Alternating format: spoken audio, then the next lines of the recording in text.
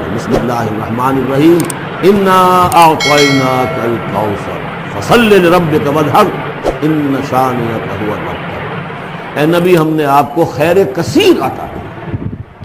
اس خیر کثیر میں یوں تو یہ کہ حوض کوثر وہ بھی اسی میں شامل ہے، لیکن یہ کہ اس پر آپ کو 25-30 قول مل جائیں گے۔ قرآن سب سے بڑا خیر کثیر ہے، بہت بڑا خیر کثیر۔ حکمت، ومن یؤت الحکمت فقد اوتی خیرا کثیرا، جس کو حکمت اور دانائی دے دی گئی اس کو تو خیر کثیر دے دیا گیا۔ تو ہم نے آپ کو وہ سب کچھ عطا کر دیا ہے اور بہتات کے ساتھ عطا کر دیا ہے، جو انسان کی انسانیت کے لیے، اس کے لیے یوں سمجھیے کہ ترہ امتیاز بن سکتا ہے۔ فصل لربک وانحر، بس اپنے رب کے لیے نماز پڑھا کیجئے اور نحر کیجئے، اونٹ قربان کیا کیجئے۔ یہ گویا کہ عید الاضحیٰ کا نقشہ آ گیا۔ فصل لربک، پہلے ہم نماز پڑھتے ہیں دوگانا عید الاضحیٰ، اور پھر جا کر ہم قربانی کرتے ہیں۔ وانحر ان شانئک هو الابتر، یقیناً آپ کا دشمن ہی ہے کہ جو دم کٹا ہو جائے گا۔ اس کا پس منظر یہ ہے کہ جب حضور کے صاحبزادے بچپنی میں فوت ہو گئے تو کچھ جو کفار تھے مکے کے، انہوں نے بڑی خوشیاں منائی کہ ایک ہی بیٹا تھا، باقی تو ان کی بیٹیاں ہیں۔ آپ کو معلوم ہے کہ 4 بیٹیاں تھیں حضور کی صلی اللہ علیہ وسلم، لیکن یہ کہ بیٹا جو تھا وہ ایک ہی تھا، وہ اللہ نے اٹھا لیا، تو بڑے خوشیاں منائی گئی کہ یہ تو اب دم کٹا جیسے ہوتا ہے جس کا کوئی پیچھے نام نہ رہ جائے۔ بیٹیوں سے تو نام چلتا نہیں، نام تو چلتا بیٹوں سے، تو اب ان کا تو کوئی تذکرہ ہی نہیں رہے گا۔ کوئی بات نہیں، جب تک یہ ہیں آگے کوئی نام لینے والا نہیں۔ تو فرمایا کہ نہیں، ان کو تو کروڑوں بیٹے اللہ عطا کرے گا، کروڑوں اربوں بیٹے عطا کرے گا۔ ہاں اے نبی، آپ کا دشمن ضرور ہے کہ جس کا نام لیوا کوئی نہیں ہے۔ پابندی، اس کے قوانین، قواعد و ضوابط کا پورا لحاظ رکھتے ہوئے یہ ہے فصل لربک، اپنے رب کے لیے نماز پڑھیے، وانحر، اور اونٹ جو ہے نحر کیجئے، اللہ کی راہ میں قربانی کرتے رہیے۔ اس دونوں الفاظ کو جوڑ کر ایک نتیجہ نکالا ہے بعض حضرات نے کہ اس سے مراد خاص طور پر بقرعید کی نماز اور اس کے بعد جو نحر کیا جاتا ہے، آ کر قربانی دی جاتی ہے، تو یہ اس سے مراد ہے۔ لیکن یہ بھی میں سمجھتا ہوں کہ صرف ایک ذوقی سی بات ہے، ورنہ جو پس منظر ہے بالکل ابتدائی زمانے کی یہ صورتیں ہیں۔ اس وقت نہ بقرعید تھی، البتہ یہ چیزیں موجود تھیں، نماز آپ کو دے دی گئی اسی وقت، اور ظاہر بات ہے کہ جب تک آپ مکے میں رہے یقیناً آپ ہر سال حج کرتے رہے۔ کیسے ممکن ہے کہ آپ حج نہ کرتے؟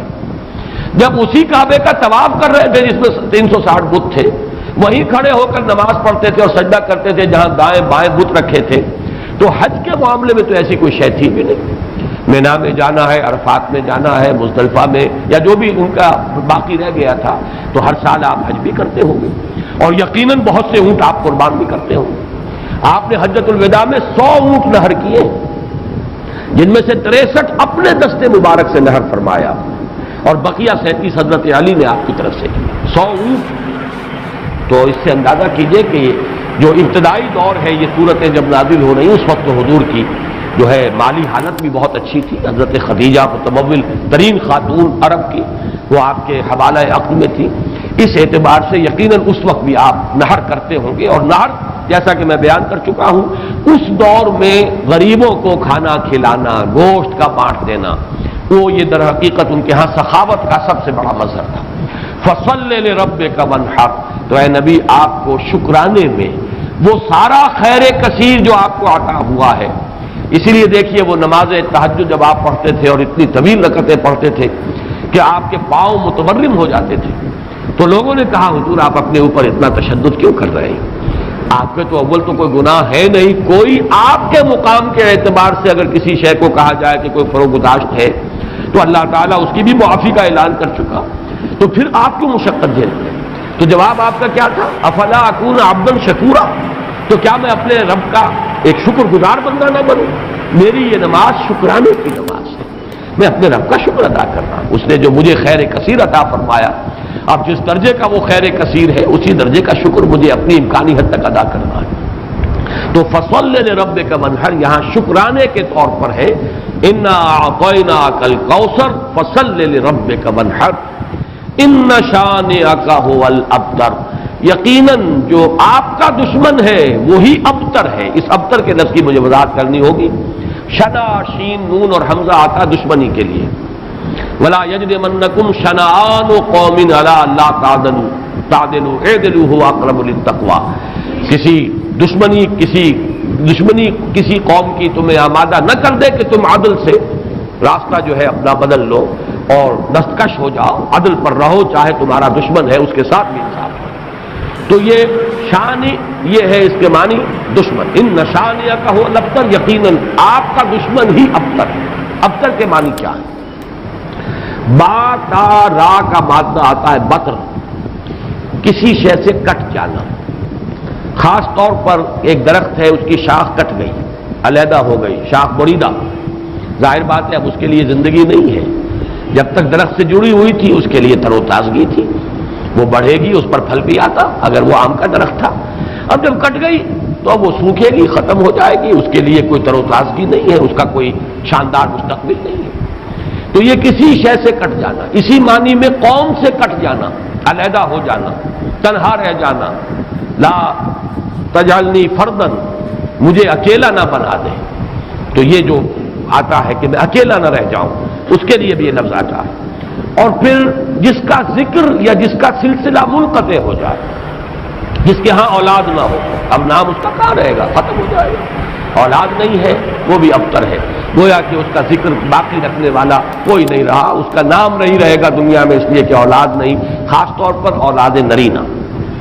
اسی طریقے سے جس جانور کی، جس چوپائے کی دم کٹی ہوئی ہے اسے ابتر کہتے تھے، دم کٹا، اس لیے کہ یہاں بھی کوئی شے کٹی ہوئی ہے اس کے جسم سے۔ تو یہ مختلف الفاظ ہیں، یہ معنی ہے اس لفظ کے ابتر کے۔ اب اس کو نوٹ کیجئے، حضور کو ابتر کہا قریش نے، کن کن معنی میں کہا اس کی تفصیل میں ابھی آپ سے سنا رہا ہوں، اور اس کا جواب دیا جا رہا ہے کہ یہ آپ کو ابتر کہہ رہے اے نبی، در حقیقت یہ ابتر ہوں گے، بلکہ یہ ابتر ہے۔ ان نشانیک هو الابتر، حضور کو ابتر کس کس معنی میں کہا ہے؟ بالکل اوائل میں جبکہ حضور صلی اللہ علیہ وسلم نے اپنا پیغام شروع کیا ہے تو لوگوں نے کہا بطرا محمد منا، یہ ابن جریر کی روایت ہے، محمد ہم سے کٹ گئے، ہمارا اپنا ایک طریقہ تھا، ہماری تہذیب، ہمارا تمدن، ہماری روایات، ہمارا مذہب، ہمارے عقائد، اب محمد ہم سے کٹ گئے تو اس کا مطلب یہ ہے کہ یہ شاخ سوکھ جائے گی۔ یہ اگر جمعیت کے ساتھ رہتے، پوری اپنی قوم کے ساتھ رہتے تو ان کے لیے بھی شاندار مستقبل تھا، اب ان کا مستقبل بہت تاریک ہے۔ یہ بالکل ایسی بات ہے جیسے واصل بن عطا، یہ شاگردوں میں سے تھا حضرت حسن بصری رحمۃ اللہ علیہ کے، وہ تابعین میں سے ہیں، ان کا شاگرد اور بڑا ذہین شاگرد، لیکن اس نے مسئلہ تقدیر پر، جبر و قدر پر بحثیں شروع کی، تو جب اس طرح کی باتیں اس نے کہی کہ جو اہل سنت کے شایان شان نہیں، تو پھر حضرت حسن بصری نے اسے اپنے درس سے نکال دیا اور کہا کہ اعتزل عنا، یہ ہم سے علیحدہ ہو گیا، اب اس کا راستہ علیحدہ ہے، اس کا ہم سے کوئی تعلق نہیں۔ اسی اعتزل عنا سے اعتزال کا مذہب بنا ہے، اور معتزلہ کہلاتے علیحدہ ہو جانے والے لوگ۔ تو اسی طریقے سے قوم کا پہلا ریئیکشن یہ تھا حضور صلی اللہ علیہ وسلم کے بارے میں کہ بطرا محمد منا، محمد ہم سے کٹ گئے صلی اللہ علیہ وسلم۔ اسی طریقے سے ایک مرتبہ قریش کی بڑی کوئی چوپال کے اندر ان کی بڑی مجلس تھی، اور کعب بن اشرف جو ہے وہ آیا ہوا تھا، یہودی، مدینہ منورہ سے، اس وقت تک تو یثرب تھا، ابھی کہاں مدینہ منورہ، اس وقت تک تو یثرب ایک بستی تھی، اس کا نام یثرب، وہ تو حضور ہجرت فرما کر گئے تو پھر وہ مدینۃ النبی اور المدینۃ المنورہ بنا ہے۔ تو وہاں لوگوں نے کہا، حضور کا ذکر کیا، اس نے پوچھا ہوگا کہ سنا ہے آپ کے ہاں کوئی ہے جس نے نبوت کا دعویٰ کیا ہے؟ تو الفاظ نقل کیے ہیں بزار نے حضرت ابن عباس رضی اللہ تعالی عنہما سے، الا تری الی ھذا الصبی المنبتر، دیکھتے نہیں ذرا تم، الا تری، یہ وہی ارایت الذی، یہ ان کے ہاں تعجب کی بات ہوتی تھی، ذرا دیکھو تو، تعجب بھی تحقیر بھی، یہ ہمارا ایک بچہ ہے۔ اب دیکھیے بچہ کہہ رہے ہیں، حضور اس وقت 42-43 سال کے ہوں گے، لیکن ان انداز حقارت ہے، یہ تحقیر۔ پھر یہ کہ یہ لوگ ہوں گے 60 65 70 کے، یہ بڑے چودھری بیٹھے ہوئے، تو ان کے لیے تو وہ نوجوانی کی جو عمر ہے وہ 42-43 سال، وہ بھی گویا کہ بچہ ہونے کی بات ہے۔ الا تری الی ھذا الصبی المنبتر من قومہ، جو کٹ گئے اپنی قوم سے، یزعم انہ خیر منا، اور سمجھتا یہ کہ یہ ہم سے بہتر ہے، اس کا دین ہم سے، ہمارے دین سے بہتر، اس کا عقیدہ توحید ہمارے عقیدہ شرک سے بہتر، وَنَحْنُ أَهْلُ الْحَجِيجِ وَأَهْلُ الصَّدَانَةِ وَأَهْلُ السِّقَايَةِ، حالانکہ ہم حاجیوں کا بندوبست کرنے والی قوم ہیں، ان کی میزبانی کرتے ہیں، انہیں پانی پلاتے ہیں، یہ جب الفاظ میں پڑھ رہا تھا آج تو مجھے وہ آیت یاد آئی سورہ توبہ کی، اجعلتم سقایۃ الحاج وعمارۃ المسجد الحرام کمن آمن باللہ والیوم الآخر وجاہد فی سبیل اللہ، اللہ پر ایمان لانا، یوم آخر پر ایمان لانا اور جہاد کرنا، یہ ہے اصل اعمال۔ یہ حاجیوں کی کوئی خدمت کر لی، پانی پلا لیا، تم نے اس کو بڑی اونچی نیکی سمجھا ہوا ہے۔ تو یہ بھی منبتر اس شخص کو کہیں گے جو کٹ گیا اپنی قوم سے۔ سب سے زیادہ تلخ انداز میں جو بات کہی گئی حضور کے بارے میں، اور ابتر کا لفظ آپ کے بارے میں استعمال ہوا، اور یہ سمجھیے کہ یہ بھی دنات اور پستی کی انتہا تھی۔ حضور کے دوسرے صاحبزادے حضرت عبداللہ کا جب انتقال ہوا، یہ ذرا نافلہ تعلق کے درجے میں نوٹ کر لیجئے کہ حضور کی صاحبزادیاں اور آپ کو 2 بیٹے، 4 بیٹیاں اللہ نے حضرت خدیجہ کے بطن سے عطا فرمائی۔ آپ کی کسی اور زوجہ سے اولاد نہیں ہوئی، صرف ایک کنیز ماریا قبطیہ کے بطن سے حضرت ابراہیم، اور وہ مدنی دور کا آخری زمانہ ہے جبکہ آپ کو وہ اللہ نے بیٹا عطا فرمایا، وہ بھی کم سنی ہی کے اندر فوت ہو گئے حضرت ابراہیم۔ تو یہ جو ترتیب ہے حضور کی اولاد میں، سب سے بڑے تھے قاسم، اسی لیے ابو القاسم آپ کی کنیت ہے۔ اس کے بعد حضرت زینب، اس کے بعد عبداللہ، حضرت عبداللہ حضور کے دوسرے بیٹے، اور پھر 3 بیٹیاں ام کلثوم اور فاطمہ اور رقیہ رضی اللہ تعالی عنہم وعنہن، ان سب سے اللہ تعالی راضی ہو۔ یہ آپ کی اولاد ہے۔ پہلے قاسم فوت ہو گئے تو چلیے ایک بیٹا عبداللہ ابھی آپ کے پاس تھا، جس رات ان کا بھی انتقال ہو گیا اس کے بعد چرچا ہوا محمد ابتر ہو گئے۔ چنانچہ سب سے زیادہ کمینگی کا مظاہرہ جو ہے ابو لہب نے کیا، پڑوسی تھا حضور کا۔ اب بھی آپ جاتے ہیں تو حضور کا گھر اور پھر اس کے ساتھ ہی وہ ابو لہب کا گھر جو ہے، اس کے اب تو نشان باقی رہ گئے، صرف باقی اب سب ختم ہوا، بڑے بڑے محل بن گئے ہیں ان کے آس پاس، بڑی عمارتیں بن گئی ہیں۔ ابو لہب دوڑا گیا ہے اسی شب، ادھر انتقال ہوا ہے عبداللہ کا، اور وہ دوڑا ہوا گیا اور اس نے جا کے خوشخبری دی، بطر محمد اللیلہ، آج کی رات محمد کی جڑ کٹ گئی، محمد ابتر ہو گیا صلی اللہ علیہ وسلم۔ گویا کہ خوشخبری دے رہا، یہ دنات اور پستی کی انتہا ہے۔ اس کو نوٹ کر لیجئے کہ اب آگے چل کر سورۃ اللہب اب دور نہیں رہی ہے، شاید اگلے ہی درس میں ہم 3 صورتیں پڑھیں گے، سورہ کافرون، سورہ لہب اور سورۃ النصر۔ آج جیسے 2 پڑھ رہے ہیں، پچھلے درس میں بھی 2 صورتیں پڑھی تھی، اگلے درس میں 3 صورتیں پڑھیں گے انشاءاللہ العزیز۔ بدترین انسان، افضل الخلائق جو تھا حضور کے دشمنوں میں، وہ ابو لہب تھا، قریب ترین عزیز، حضور کا سگا چچا، لیکن یہ کہ بدترین دشمن، اور دشمن بھی دشمن میں فرق ہے۔ خدا پنج انگوش یکساں نہ کر، نہ ہر زن زنستو نہ ہر مرد مرد، خدا پنج انگوش یکساں نہ کر۔ آپ کے موافقین اور مومنین بھی برابر نہیں تھے، کہاں حضرت ابو بکر رضی اللہ تعالی عنہ، کہاں اس دور کے کوئی عام صحابی، پھر آپ کے دشمن بھی برابر نہیں تھے۔ تو بدترین دشمن یہ ابو لہب ہے، اور اندازہ کیجئے اس کی دنات کا کہ بطر محمد اللیلہ، آج کی رات محمد کی جڑ کٹ گئی، ابتر ہو گئے محمد، معاذ اللہ۔ یہی لفظ کہے تھے پھر عاص ابن وائل سہمی، جو آپ کے دشمنوں میں سے، مخالفین میں سے بہت بڑا چودھری تھا، ان محمد ابتر، اب تو محمد ابتر ہو گئے، ان کی جڑ کٹ گئی۔ لا ابن لہو یقوم مقامہ بعدہ، اب ان کا کوئی بیٹا رہا ہی نہیں کہ جو ان کی جگہ، ان کے مقام پر، ان کی جگہ پر کھڑا ہو، جانشین بنے، ان کے مشن کو آگے لے کر چلے۔ فَإِذَا مَاتَ انقطع ذِكْرَهُ، جب محمد اب فوت ہو جائیں گے تو ان کا ذکر بھی منقطع ہو جائے گا۔ یہ وہ ابتر کا مفہوم جس کا کہ تقابل ہم کریں گے، اِنَّا رَفَعْنَا لَكَ ذِكْرَكَ، وہ کہہ رہے تھے کہ ذکر منقطع ہو جائے گا، اور سورۃ الانشراح میں اللہ کی طرف سے نوید آئی، وَرَفَعْنَا لَكَ ذِكْرَكَ، ہم نے تو آپ کا ذکر بہت بلند کر دیا۔ تو یہ ہے اِنَّ شَانِئَكَ هُوَ الْأَبْتَرُ، اے نبی آپ ابتر نہیں ہوں گے، آپ کو تو ہم نے خیر کثیر عطا فرمایا، آپ کا ذکر بلند کیا، آپ کی مانوی اولاد، آپ کی امت، کتنے بڑے بڑے اولیاء اللہ، صوفیاء، اہل اللہ، اتقیاء، صلحاء، مجددین، علماء، جن کے بارے میں علماء امتی کا انبیاء بنی اسرائیل، وہ سب آپ کی مانوی اولاد۔ پھر آپ کی صاحبزادی حضرت فاطمہ سے جو اولاد چلے گی، اس کا جو مقام و مرتبہ دنیا میں ہوگا، تو آپ ابتر نہیں ہیں معاذ اللہ۔ جیسے سورہ نون کے شروع میں فرمایا، نون والقلم وما یسطرون ما انت بنعمت ربک بمجنون، اور کچھ دنوں کے بعد دیکھ لیں گے کہ کون مجنون تھا، محمد مجنون تھے معاذ اللہ، یا ابو جہل مجنون تھا اور پاگل ہو گیا تھا، اس کی مت ماری گئی تھی۔ فَسَتَنظُرُ وَيَنظُرُونَ بِأَيِّكُمُ الْمَفْتُونُ، یہ میں بھول رہا ہوں آیت، آپ بھی دیکھ لیں گے اور یہ بھی دیکھ لیں گے کہ کون تھا جو کہ بچل گیا تھا اور جس کی مت ماری گئی تھی۔ اسی طرح یہاں فرمایا ان شانئک هو الابتر۔ درس تو مکمل ہوا، اب ذرا بعض ضمیمیں ہیں ان کو چونکہ آئندہ کے درس سے بھی تعلق ہے، اور جیسے میں نے مولانا فراہی رحمۃ اللہ علیہ کے بارے میں اپنے پچھلے درس میں کچھ عرض کیا تھا کہ اگرچہ ان کا بہت اونچا مقام ہے میری نگاہ میں، لیکن وہ سائنٹیفک ریشنلزم سر سید کی صحبت کی وجہ سے اور ان کے زیر اثر آنے کی وجہ سے کسی نہ کسی درجے میں متاثر ہو گئے تھے، جو سورہ فیل میں انہوں نے تمام جو مفسرین اور تمام معصور جو تفسیر ہے اس کو چھوڑ کر ایک علیحدہ رائے اختیار کی۔ اسی طرح چند باتیں آج میں عرض کرنا چاہتا ہوں۔ ایک تو یہ جو صورتیں اس وقت ہم پڑھ رہے ہیں، ان میں سے تقریباً تمام صورتوں کے بارے میں مکی اور مدنی ہونے کا اختلاف موجود ہے،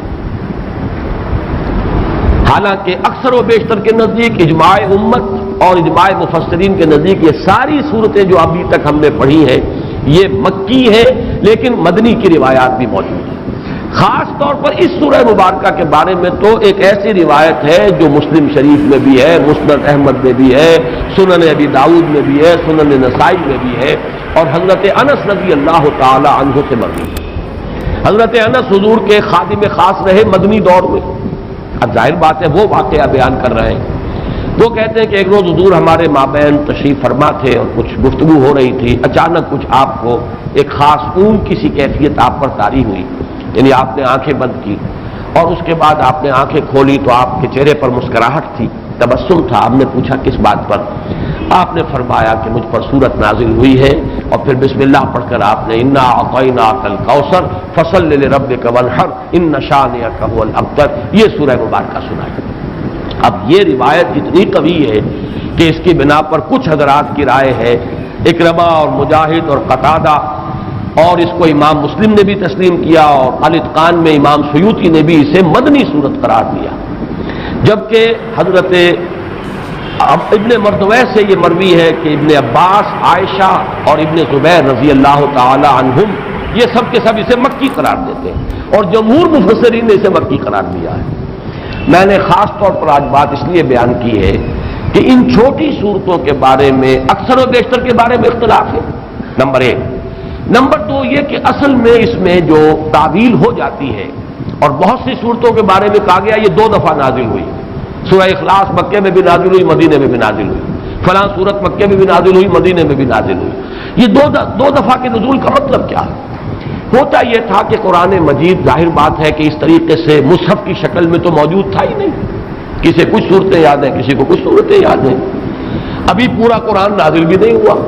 یہ تو یوں سمجھیے کہ مدنی کے دور کے بھی انتہا پر جا کر پورا قرآن بنے گا، تو وہ اتنا چرچا نہیں تھا لوگوں کے مابین۔ اور وہ صورتیں کہ جو مکی دور میں نازل ہوئی تھی، جب وہ حالات و واقعات ایسے ہوتے تھے مدنی دور میں بھی کہ جن پر ان صورتوں کے مضامین کا انطباق ہوتا تھا، تو حضور اس وقت جب پڑھتے تھے تو لوگ یہ سمجھتے تھے یہ ابھی نازل ہوئی، حالانکہ وہ اصل میں مکے کے دور میں نازل ہو چکی۔ لیکن یہ کہ جیسے کہ انطباق ایسا ہو جاتا ہے، وہ واقعہ بہت ہی مشہور ہے کہ سورہ آل عمران میں وہ آیت موجود ہے وما محمد الا رسول قد خلت من قبلہ الرسل افئن مات او قتل انقلبتم علی اعقابکم۔ لیکن جب حضور کا انتقال ہوا ہے اور حضرت عمر پر ایک جذباتی کیفیت طاری ہوئی اور تلوار کھینچ کر آپ بیٹھ گئے کہ جو کہے گا کہ محمد کا انتقال ہو گیا اس کی گردن اڑا دوں گا، پھر حضرت ابو بکر آئے، سیدھے گئے حجرہ عائشہ میں۔ حضرت عائشہ ان کی اپنی صاحبزادی ہیں، وہاں تو کوئی حجاب نہیں، پردہ نہیں، حضور کا جسد مبارک وہاں تھا اور چادر پڑی ہوئی تھی اوپر، چادر ہٹائی پیشانی پر، پیشانی مبارک پر بوسہ دیا۔ آپ نے وہاں الفاظ بھی کہے کہ اللہ آپ پر 2 موتیں جمع نہیں کہے گا، بس یہ موت تھی جو آ گئی، اب تو حیات ہی حیات اور حیات طیبہ ہے۔ باہر آ کر اب آپ نے خطبہ دیا من کان یعبد محمدا فإن محمدا قد مات ومن کان یعبد اللہ فإن اللہ حی لا یموت۔ جو کوئی محمد کو پوجتا تھا وہ سن لے کہ محمد کا انتقال ہو گیا، اور جو کوئی پجاری تھا اللہ کا، پوجنے والا اللہ کو، وہ جان لے کہ اللہ تو زندہ ہے جس پر کبھی موت طاری نہیں ہوئی۔ پھر آیت پڑھی وما محمد الا رسول قد خلت من قبلہ الرسل۔ حضرت عمر فرماتے ہیں مجھے ایسے محسوس ہوا جیسے یہ آیت اسی وقت نازل ہوئی۔ یہ جو کیفیت ہوتی ہے کہ آیات کا جب مضامین کے اعتبار سے انطباق ہوتا تھا مدنی دور کے مختلف واقعات پر، تو صحابہ یہ سمجھ لیتے تھے بعض کہ شاید یہ صورت ابھی نازل ہوئی ہے، حالانکہ وہ صورت مکی دور کی نازل شدہ صورتوں میں سے۔ یہ میں نے خاص طور پر آج یہ ضمیمہ اپنے درس کا اس لیے بیان کر دیا ہے کہ اگلے درس میں ایک بڑی اہم بحث آئے گی سورۃ النصر کے زمانہ نزول کے بارے میں۔ میری رائے چونکہ اس کے بارے میں نے کافی غور و خوض کیا ہے، اور جس رائے پر میرا دل ٹھکا ہے وہ عام جو تفاسیر میں رائے ہے اس سے مختلف ہے، اس لیے میں نے یہ پورا مضمون آج تمہیداً بیان کر دیا کہ خود اس سورہ مبارکہ کے بارے میں مسند احمد ابن حنبل، صحیح مسلم اور سنن ابی داؤد اور سنن نسائی کی روایت کے برعکس جمہور مفسرین نے، ان کے نزدیک اس روایت کی روح سے یہ مدنی ہے، لیکن جمہور مفسرین نے اس کو مکی قرار دیا ہے۔ تو گویا کہ اس میں رائے قائم کرنے کا موقع ہے، امکان ہے، اور انسان جو ہے مضمون کی دلالت کے اعتبار سے مضمون کیا ہے صورت کا کوئی نہ کوئی رائے قائم کر سکتا ہے۔ اب دوسری بات میں عرض کر رہا ہوں، آج میں نے تذکرہ کیا تھا اور وہ میں نے جیسے کہ پچھلی مرتبہ عرض کیا تھا، اب یہ مصحف کا درس، قرآن مجید کا درس سے مسلسل اب ختم ہوا چاہتا ہے۔ میں سمجھتا ہوں کہ 2 نہیں تو میکسیمم 3 نشستوں میں ہم پہنچ جائیں گے اختتام تک ہو سکتے۔ تو چند باتیں میں اپنے اس درس میں ریکارڈ کرا رہا ہوں تاکہ کچھ پتہ نہیں دوبارہ پھر یہ کہیں درس جو ہے شروع ہو تو زندگی میں کتنی مہلت ملے، کہاں تک میں پہنچ پاؤں۔ تو چند باتیں جو ہیں وہ افادہ عام کے لیے میں چاہتا ہوں کہ ابھی وہ نوٹ ہو جائیں، رجسٹرڈ ہو جائیں اور وہ ریکارڈ ہو جائیں۔ اور چونکہ میں نے اپنی 4 سورسز قرار دی ہیں، علامہ اقبال، ڈاکٹر رفیع الدین ایک سورس ہے، لیکن وہ کوئی مفسرین میں سے ہے ہی نہیں، ایک فکر ہے، ان کا سوچ ہے، تعبیر کی ہے انہوں نے۔ علامہ اقبال کو میں اس دور کا سب سے بڑا ترجمان القرآن مانتا ہوں۔ عظمت قرآن کا جتنا انکشاف اس شخص پر ہوا میرے نزدیک کسی دوسرے شخص پر نہیں ہوا۔ یہ میرا وہ قول ہے جس کو میں کھلا کہتا ہوں، بغیر بلا خوف تردید کہتا ہوں، لیکن بہرحال مفسر نہیں، میں نہ عارف، نہ مجدد، نہ محدث، نہ فقیہ۔ اور دوسرا جو ہے وہ شیخین، شیخ الہند، شیخ الاسلام، شیخ الہند مولانا محمود حسن کا ترجمہ اور شیخ الاسلام مولانا شبیر احمد عثمانی کے حواشی۔ یہ غربت الوسطیٰ ہے جس کو میں نے مضبوطی سے تھاما ہے۔ سلف کے ساتھ میرا رشتہ اس حدیث اور اس ترجمے اور تفسیر کے حوالے سے قائم ہے، اسلاف کے ساتھ میں جڑا ہوا ہوں، یہ الغربت الوسطیٰ اس کی وضاحت میں کر چکا ہوں۔ لیکن استفادہ زیادہ جو میں نے کیا ہے وہ دوسرے 2 شعبے ہیں، مولانا فراہی اور ان کے شاگرد مولانا اصلاحی، مولانا ابوالکلام آزاد اور ان کے معنوی جانشین مولانا سید ابو العلا مودودی۔ ان میں سے 2 حضرات کے ساتھ میری طویل ایسوسیشن رہی ہے، جماعت اسلامی کے ساتھ مولانا مودودی کے ساتھ، پھر مولانا اصلاحی صاحب کے ساتھ اس سے بھی طویل۔ اس پہلو سے میں ان دونوں کے مابین جو بھی کوئی ربط اور تعلق ہے یا جہاں جہاں مجھے اختلاف ہوتا ہے میں اس کو خاص طور پر بیان کر دیتا ہوں، وہ کسی قد کی وجہ سے نہیں ہے، بلکہ اس لیے کہ چونکہ میں نے ان سے بہت کچھ فیض حاصل کیا، لہذا جہاں مجھے ان کی کسی رائے سے اختلاف ہے اسے میں نوٹ کروا دیتا ہوں، تاکہ وہاں میری رائے جو ہے یہ نہ سمجھی جائے کہ میری رائے بھی وہی ہے جو مولانا مودودی کی ہے یا مولانا اصلاحی کی ہے۔ بہرحال اس وقت جو بات مجھے نوٹ کرانی ہے وہ یہ ہے، کیونکہ میں نے آج کہا تھا کہ تفسیر سورہ کوثر کا جب میں نے تقابلی مطالعہ کیا ہے، مولانا اصلاحی صاحب نے تو کچھ بھی نہیں لکھا اور کوئی اس پر محنت نہیں کی، کوئی حق ادا نہیں۔ مولانا فراہی کی کچھ چیزیں نقل کی جیسے سورہ فیل میں نقل کی ہیں، اسی طریقے سے سورہ کوثر میں نقل کر لی، لیکن یہ کہ مولانا مودودی نے تفہیم میں واقعہ یہ کہ حق ادا کیا ہے، بڑی محنت کی، ساری معلومات جمع کر دی۔ البتہ ان دونوں میں جو ایک فرق و تفاوت ہے اس کے اعتبار سے 2 پوائنٹ نوٹ کر لیں۔ مجھ سے بہت سے لوگ مشورہ مانگتے ہیں کہ آپ کون سی تفسیر ریکمنڈ کرتے ہیں، تو میں ہمیشہ یہ کہا کرتا ہوں کہ مولانا مودودی کی تفہیم اگر صرف آپ پڑھتے ہیں تو حواشی جو ہے شیخ الہند کے اور شیخ الاسلام کا ترجمہ اور حواشی وہ ضرور شامل کر لیجیے۔ تدبر قرآن پڑھتے ہیں تو اس کے ساتھ بھی اس کو ضرور شامل کیجیے۔ اس کی کیا وجہ ہے؟ یہ دونوں تفسیریں چاہے تفہیم القرآن ہو چاہے تدبر قرآن ہو، دین کا جو باطنی پہلو ہے، تصوف کی جو چاشنی ہے، اس سے یہ دونوں تفسیریں بالکل خالی ہیں، قائل ہی نہیں۔ جب قائل نہیں تو ادھر ان کی توجہ نہیں ہوئی، ان حقائق پر نگاہ نہیں گئی۔ موتی ہیں بکھرے ہوئے ہیں، لیکن یہ کہ آپ کی توجہ نہیں ہے، آپ کو نظر نہیں آگے کہ موتی بکھرے ہوئے ہیں۔ مولانا مودودی کا بھی وہ مزاج نہیں، مولانا اصلاحی صاحب کا بھی وہ مزاج نہیں، بلکہ مولانا اصلاحی صاحب زیادہ ہی سخت ہے۔ اس اعتبار سے ان دونوں کی تفسیروں کے اندر یہ پہلو جو ہے، ایک پہلو بہت ہی یہ سمجھیے کہ یعنی نظر انداز ہو گیا ہے، اس پہلو سے وہاں بڑی کمی ہے۔ اس کمی کو پورا کرنے کے لیے حرکی پہلو تفہیم القرآن میں ہے، تدبر قرآن مجید کے اپنے اسالیب، زبان کی بحث ادب کے حوالے سے، اور نظم القرآن، قرآن کا نظم سورتوں کا آیات کا، یہ مولانا اصلاحی صاحب کا خاصہ ہے۔ لیکن دونوں چونکہ اس سے خالی ہے، معنوی اور وہ جو روحانی مباحث ہے، تصوف کے موضوعات ہیں، لہذا اس کو تو شامل کرنا چاہیے ہر صورت، یعنی شیخ الہند کا ترجمہ اور مولانا شبیر احمد عثمانی کے حواشی۔